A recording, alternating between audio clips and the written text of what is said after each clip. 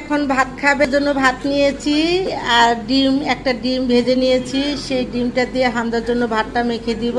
খাওয়ার জন্য বসছে, এখানে খেলা করবে আর ভাত খাবে। আর হামজা টিভি দেখবে। কিভাবে টিভি দেখতেছে হামজা। হামজা, এই হামজা, খাওয়ানোর আগে হামজা কান্না করছে। এই যে কান্না করতেছে, কান্না করতেছে, ভাত খাবে না। এই যে হামজার ভাত মাখানো হয়ে গেছে, এখন হামজা খাবে, ওকে খাওয়াবো।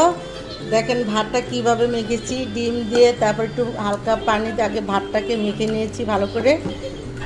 তারপরে এখন ওকে খাওয়াবো।